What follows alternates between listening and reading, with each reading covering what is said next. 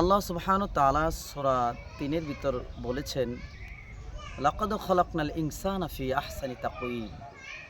অবশ্যই আমি মানুষকে সৃষ্টি করেছি উত্তম গঠনে, সুন্দর রূপে, উত্তম গঠনে। এই বাক্য থেকে, এই আয়াত থেকে আমি আপনি কি বুঝতে পারি?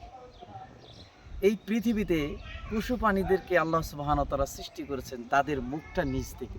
তারা খাবারটা খায় মুখ দিয়ে, মাটিতে প্লেটে খাবারটা তারা মুখ দিয়ে খায়। আর আল্লাহ সুবহানাহু ওয়া তাআলা এখানে মানুষকে সৃষ্টি করেছেন উত্তম গঠনে।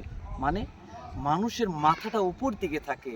মানুষ তার হাত দিয়ে মুখে তুলে খেতে পারে।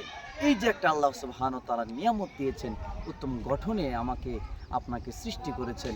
এই নিয়ামতটুকু আমি আপনি কতটুকু উপলব্ধি করতে পেরেছি? আপনি তো শরীর নিয়ে অনেক বাহাদুরি করছি, অনেক ক্ষমতা দেখাচ্ছি, কিন্তু আল্লাহ সুবহানাহু ওয়া তাআলা যে আপনাকে এত সুন্দর নিয়ামত দিয়েছেন, এই নিয়ামতের কতটুকু শুকরিয়া আদায় করেছি। এইজন্য বলতে হবে আলহামদুলিল্লাহ। আল্লাহ সুবহানাহু ওয়া তাআলা যেন এই নিয়ামতটুকু আমি আপনি বুঝতে পারি, এই তৌফিক আল্লাহ আমাকে আপনাকে দান করেন। আমিন।